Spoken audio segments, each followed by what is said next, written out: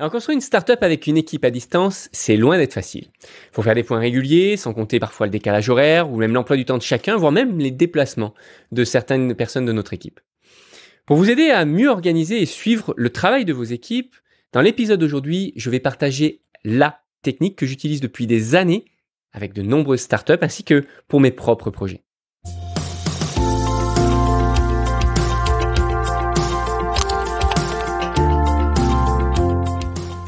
Bienvenue, vous êtes fondateur, vous n'avez pas de compétences techniques, pas de panique. Avec le Startup Snack, on vous donne toutes les clés pour piloter votre startup sereinement. Et c'est disponible sur YouTube et sur podcast. Je m'appelle Amaury, je suis le fondateur de MyCTOFriend et depuis 2013, j'ai accompagné des centaines de startups en tant que CTO, en tant que directeur technique. Et récemment, j'ai aidé à mettre en place une nouvelle équipe pour un client, une startup, et nous avons mis en place typiquement deux choses essentielles. La première chose, c'est d'avoir une liste de choses à faire, une liste de to-do qui est centralisée. Et la deuxième chose, c'est de mettre en place des points réguliers d'avancement. Alors, pour la liste centralisée, de la liste des choses à faire, en fait, on peut utiliser n'importe quel outil. À partir du moment où il est en ligne, ça pourra faire le job.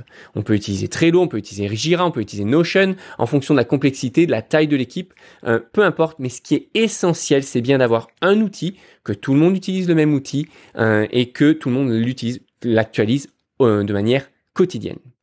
Maintenant, pour le suivi des tâches et s'assurer que tout avance bien et dans la bonne direction, il est essentiel d'avoir des interactions quotidiennes, des points quotidiens. Alors, on peut évidemment, première solution, faire un meeting tous les matins, par exemple, un stand-up meeting à 9h, par exemple, où on va dire, voilà, tout le monde prend la parole quelques minutes et dit ce qu'il a fait, quelles sont ses difficultés et ce qu'il planifie de faire aujourd'hui. L'inconvénient, c'est que dès qu'on va avoir une équipe réellement distribuée avec potentiellement des gens aux États-Unis, des gens en Asie, etc., là, ça va devenir extrêmement compliqué de pouvoir s'organiser. La deuxième solution, c'est d'utiliser de manière un peu plus, j'allais dire casual, un peu plus décontracte, un open space virtuel. C'est-à-dire d'avoir une room, une salle de conférence virtuelle, peut-être Google Meet ou peu importe, où en fait on va pouvoir se connecter 24 heures sur 24 et quand on arrive le matin, on se connecte, on le laisse par exemple sur un iPad branché toute la journée et on va pouvoir interagir de cette manière-là. J'ai typiquement vu ce type de configuration quand on avait des équipes dans plusieurs bureaux, par exemple Paris, Marseille, etc., avec des écrans de télé où il y avait une petite webcam qui était branchée et où on était finalement branché 24 heures sur 24 et où on pouvait faire coucou à n'importe quel moment de la journée pour prendre un café, pour discuter. Voilà, c'était des discussions qui étaient très décontractes et qui permettent de recréer un petit peu l'effet open space virtuel. Maintenant, quand il s'agit réellement de faire des vrais points un peu plus formels d'avancement, j'ai une méthode qui pour moi est la meilleure, c'est d'utiliser le débriefing vidéo. Alors, qu'est-ce que c'est qu'un débriefing vidéo ? Ce n'est pas simplement de faire un meeting, et ce n'est même pas de faire un meeting d'ailleurs, mais c'est plutôt d'enregistrer une courte vidéo de soi et de son écran, très important, pour montrer ce que l'on a fait et ce que l'on va faire aujourd'hui. Alors, ça peut être très simple en utilisant les bons outils, typiquement Loom, qui est mon favori, mais il y a aussi Vidyard, Screencastify ou Screenomatic qui fonctionnent extrêmement bien.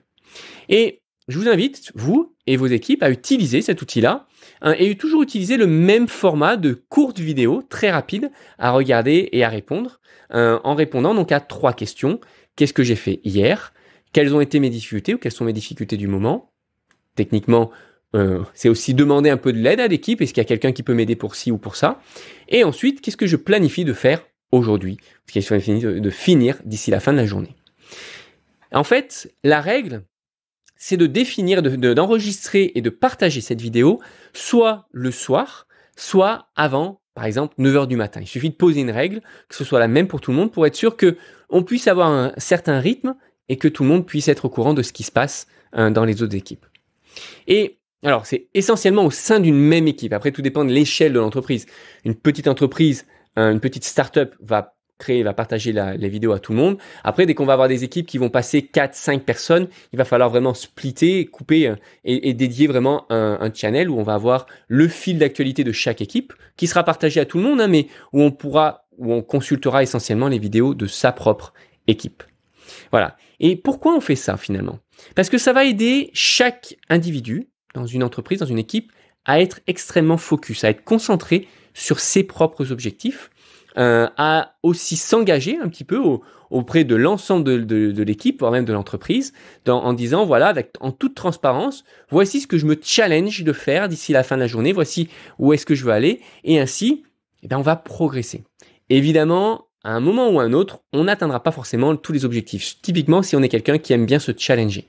Mais c'est absolument OK. Il n'y a pas de souci avec ça.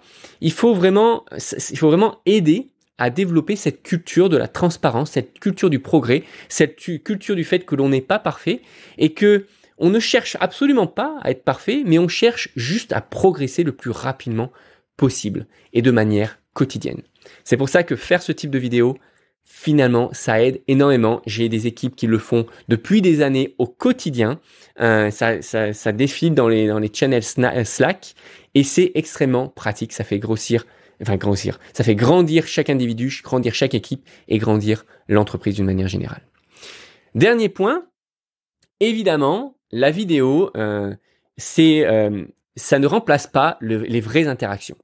Les vraies interactions qu'on va avoir quand on va vouloir faire des vrais meetings en personne. Alors, si vous avez vraiment une entreprise qui est aux quatre coins du monde, dans ce cas-là, je vous invite à faire un seul meeting par an. C'est typiquement ce que font InVision ou Zapier, qui ont des équipes complètement distribuées et qui ont écrit des bouquins sur le management à distance. Et si vous avez après la possibilité, un strict minimum de se rencontrer une fois par mois, si vous êtes typiquement dans le même pays ou pas très loin, ça me paraît être un strict minimum, ou une fois par trimestre si jamais vraiment vous avez des équipes qui sont aux quatre coins du monde. Dans l'idéal, évidemment, avec évidemment les contraintes que nous avons aujourd'hui dans ce nouveau monde avec le coronavirus. En conclusion, ma technique numéro 1 pour éviter des meetings qui sont inutiles, pas efficaces, c'est d'utiliser le débriefing vidéo avec l'enregistrement de son écran. Comme si on avait quelqu'un qui venait à côté de nous et à qui on montrait ce que l'on avait fait. Ça va vous aider à rester focus, à progresser, à rester plus organisé et savoir également ce que font les autres personnes de votre équipe. Et en même temps, la vidéo, ça permet d'établir une certaine relation parce que ça permet de se voir quand on est à distance et ça, c'est essentiel. D'ailleurs, n'oubliez surtout pas d'activer vos caméras quand vous faites ces vidéos à distance ou même pour n'importe quel meeting à distance parce que dans la vraie vie, on ne fait pas un meeting derrière un mur comme ça où on se cache. Non, on se rencontre en personne parce qu'on a des expressions, on a des mouvements avec nos mains, notre corps, etc. On communique aussi, non pas que par la parole, mais aussi par la manière dont on s'exprime. Et ça, c'est juste top parce qu'avec une vidéo, on peut le faire de manière asynchrone. On peut le faire même si on a des personnes qui sont en Inde et d'autres qui sont aux États-Unis et d'autres qui sont en Europe. On va pouvoir communiquer avec cette fluidité-là. Voilà, si vous avez aimé cette vidéo, likez, abonnez-vous pour recevoir chaque semaine de nouvelles astuces sur comment monter et scaler sa startup. Si vous avez des questions ou un commentaire, dans ce cas-là, faites-le ci-dessous. Et si vous voulez en savoir plus sur notre programme dédié aux startups sans CTO, rendez-vous sur myctofriend.co. À très bientôt.